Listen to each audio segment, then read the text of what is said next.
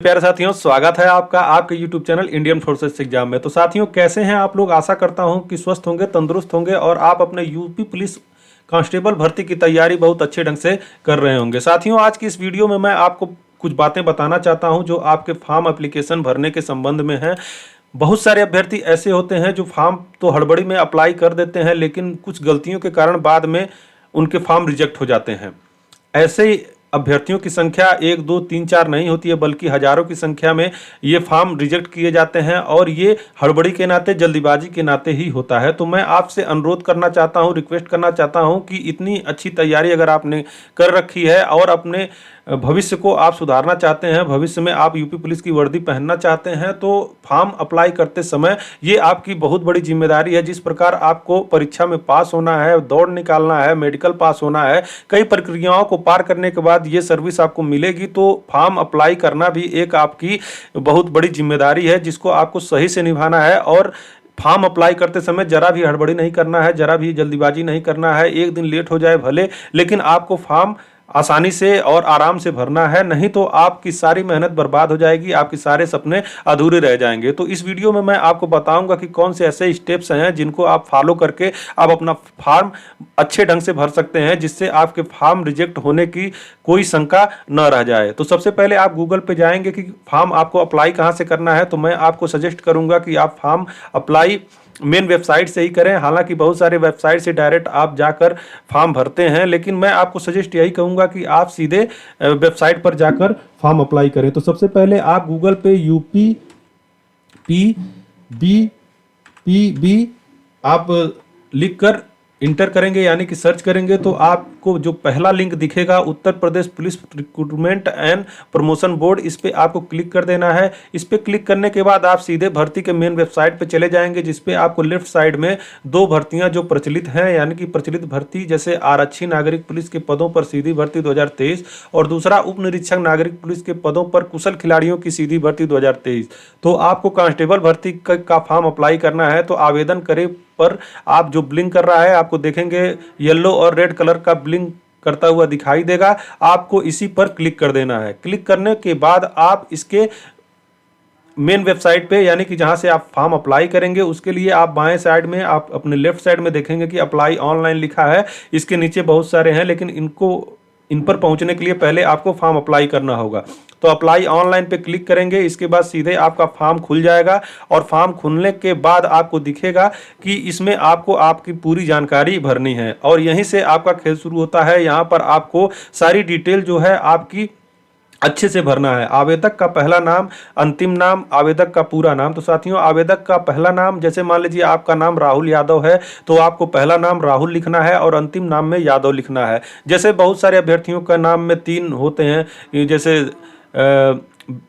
वीर बहादुर यादव, यानी तो सोचेंगे कि वीर कहाँ लिखूं, बहादुर कहाँ लिखूं, तो आप वीर बहादुर यहाँ लिख देंगे, यादव यहाँ लिख देंगे। उसके बाद यहाँ पर आप तीसरे नंबर में आप पूरा नाम लिख देंगे। इसके बाद मैं आपको मेन चीज बताना चाहता हूं कि जहां पे आपको स्टार दिख रहा है, इसको आपको खाली नहीं छोड़ना है। अगर आप खाली छोड़ेंगे तो भी आपका फॉर्म एक्सेप्ट नहीं होगा, आपको फिर से वो फॉर्म भरना पड़ेगा। तो साथियों, इसका ध्यान रखना है कि जितने भी इसमें आपको ऑप्शंस दिख रहे हैं वो आप बहुत ही आराम से भरिएगा, सही से भरिएगा। बहुत सारे अभ्यर्थी ऐसे होते हैं, डेट ऑफ बर्थ, जैसे 4 नंबर पे आपका डेट ऑफ बर्थ भरना है, इस पर क्लिक करेंगे तो इस तरह का इंटरफेस खुलेगा। इसमें आपको मंथ सेलेक्ट करना है, जैसे जनवरी है तो इसको क्लिक करेंगे तो आपको 12 महीने दिखेंगे, इसमें से जिस महीने में आपका जन्म हुआ है उसको भरना है। फिर कौन से आपका ईयर है, जैसे कि 1990 के होंगे, 2001 के होंगे, 2002 के होंगे, जैसे भी आपका डेट ऑफ बर्थ है तो इसमें से आपको वो सिलेक्ट कर लेना है। इसके बाद दोनों सेलेक्ट करने के बाद आपको इसमें से डेट सेलेक्ट करना है और उसके बाद आपको चेक भी कर लेना है कि आपका ये डेट ऑफ बर्थ सही है कि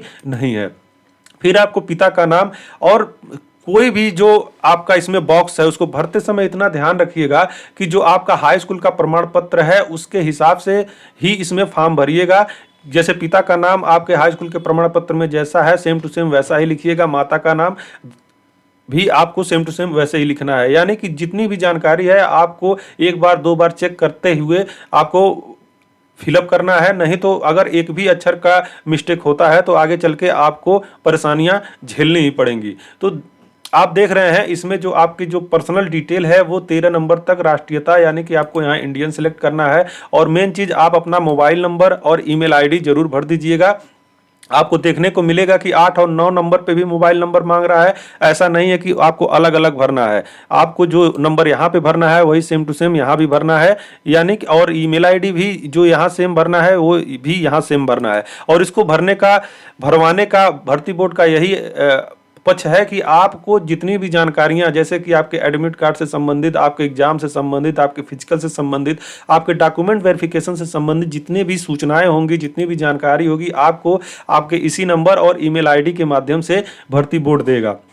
तो ये जो पर्सनल डिटेल है भरने के बाद जब आप नीचे आएंगे तो आपसे कुछ मेन जानकारी पूछेगा कि आप मूल निवासी कहाँ के हैं। तो बहुत सारे ऐसे अभ्यर्थी भी हैं जो यूपी के नहीं हैं, वो भी इस बार फॉर्म भरेंगे, क्योंकि यूपी पुलिस में आप अन्य राज्य के हैं तब भी फॉर्म भर सकते हैं, लेकिन आपका कैटेगरी जो है वो जनरल में यानी कि जनरल में ही गिना जाएगा। इसके बाद आपकी शैक्षिक योग्यता हाई स्कूल का भी भरा जाएगा और इंटर का भी भरा जाएगा। तो यूपी जैसे बोर्ड का नाम जो है, जैसे आपने यूपी बोर्ड से किया है, एमपी बोर्ड से किया है, तो आपको यहाँ पर पूरा बोर्ड का नाम लिखना होगा। उसके बाद किस महीने और वर्ष में आपने पास किया था, जैसे आप देखेंगे तो आपके प्रमाण पत्र, जैसे मान लीजिए हाई स्कूल का प्रमाण पत्र है तो नीचे जहाँ पे साइन हुआ रहेगा बोर्ड का, वहीं पे डेट भी लिखी रहती है, तो वही डेट आपको यहाँ भरना है। परिणाम स्थिति पास है कि फेल है, उसके बाद अपना रोल नंबर भर दीजिएगा। और प्रमाण पत्र अंक क्रमांक ये आपके देखिए अनुक्रमांक जो होता है वो लेफ्ट साइड में होता है, और अंक पत्र क्रमांक ऊपर जो आपका प्रमाण पत्र होगा उसमें बाएं तरफ रोल नंबर होगा और दाहिने तरफ अंक पत्र क्रमांक होगा। आप मतलब नंबर उसमें सीरियल नंबर होगा, वो भर देना है। तो ये दोनों भरने के बाद आपको नीचे अगर आपने ओ लेवल किया है या फिर इसके अलावा कोई आपके पास क्वालिफिकेशन है तो आपको यहाँ तीनों में भरना होगा। इसके बाद से आपको पूरा पता भरना है। तो देखेंगे आप कई इसमें खाने दिए हुए हैं, और पहला जो है आपका 25 नंबर पत्राचार का पता है। जैसे बहुत सारे लोग होते हैं कि यहाँ पे तो अस्थाई 26 नंबर में आप अपना अस्थाई जो जहाँ पे आपका निवास स्थान है वहाँ पे भरेंगे, लेकिन बहुत सारे अभ्यर्थी होते हैं कि जो बाहर जाके तैयारी करते हैं या फिर किसी कारणवश दूसरे जगह रहते हैं, तो आप चाहते हैं कि वहाँ पर आपका एडमिट कार्ड जाए, तो आपको पत्राचार का पता में वहाँ का एड्रेस भर देना है। और नहीं तो अगर आप चाहते हैं घर पर ही आए तो दोनों आप सेम रख सकते हैं।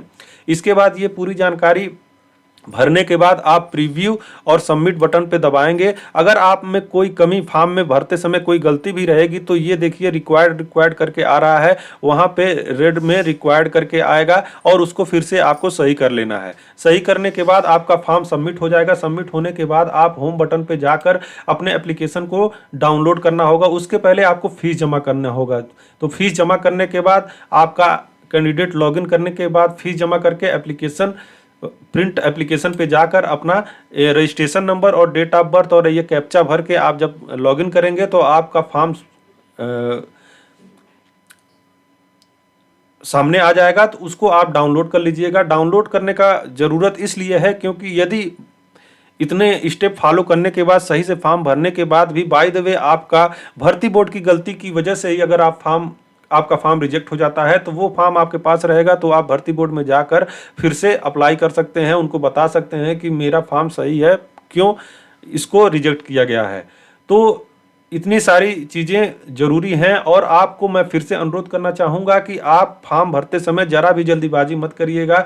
जैसे मान लीजिए बहुत सारे अभ्यर्थी होते हैं अपना मार्कशीट वगैरह, अपना बायोडाटा साइबर कैफ़े में या फिर किसी दोस्त को भरने के लिए दे देते हैं, तो वो अपना जल्दी में फॉर्म भर देते हैं और उसमें गलतियां कर देते हैं। तो मैं आपको यही सजेस्ट करूंगा कि फॉर्म अप्लाई होते समय आप वहां पर रहें। अगर चाहें तो स्वयं भी कर सकते हैं, इसको आप मोबाइल से भी अपलोड कर सकते हैं, भर सकते हैं और कंप्यूटर पे भी फॉर्म भर सकते हैं। तो लेकिन फॉर्म भरते समय आपका रहना जरूरी है, क्योंकि आप अपने बारे में अपनी डिटेल अच्छे से जानते हैं। कहीं भी गलती होगा आप तुरंत वहाँ पर सही कर सकते हैं। तो आशा करता हूँ कि यह जानकारी आपको सही लगी होगी। अच्छी लगी है तो लाइक करें, शेयर करें, कमेंट करें, और अगर चैनल पर नए हैं तो चैनल को सब्सक्राइब कर लीजिए। मिलते हैं नेक्स्ट वीडियो में। जय हिंद, जय भारत।